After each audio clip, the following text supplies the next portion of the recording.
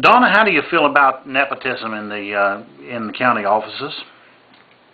Nepotism itself is not necessarily an ill. It's not necessarily an evil. The dynamics of a county of this nature, there's a lot of relation. You can't necessarily say you're not going to hire anyone related to you in such a fashion. What you need to do is implement policy to where you hire the most effective and most appropriate candidate for whatever the position would be, and then you have employee manuals, you have employee policy that then applies to all employees, irregardless of who they are. It shouldn't, nepotism in and of itself isn't necessarily the issue, it's the manner and how you're handling employees, and all employees should be the same. Would you have approved the hiring of Deputy Alkire's son as a deputy under his father's supervision? If, and again, in the current situation and in the current tempo of what's happening in the county right now, nepotism isn't the issue. It's the current situation. Nepotism is not what it's about. It's about other issues. At the time, I'm unfamiliar. I don't know what other qualified candidates were available for the sheriff to have considered, and any other individual that could have been considered for the same position, or if his son was the most qualified at that time.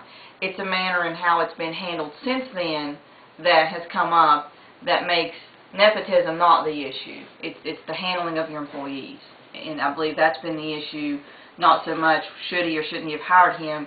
If he was the most appropriate candidate, then yes, he should have. If he wasn't, then possibly not. It's the manner in which it's been handled since then. Well, we're pretty much aware that there was a breakdown in the system when it came to the Civil Service Board. Had not been functioning, and apparently the sheriff had not consulted the Civil Service Board as it should have. In fact, the Civil Service Board hadn't met in years, as far as we can tell. They were taking civil service tests. As far as we can tell, there were no tests being given for rank increase, although apparently the rank didn't necessarily mean more money. But it did have some prestige quality to it. So the question we've got there, how do you feel about the Civil Service Board? Would it be one of your goals to do something about that? The Civil Service Board, along with any other subcommittee or sub-entity of the County Commission that assists in the effective operation of the county and the effective operation of its individual entities, that those subcommittees then govern. If it assists in the governing of them and the efficient and effective workings of each organization, then yes. So you would insist, as a prosecutor, you would insist that the Civil Service Board function as it should?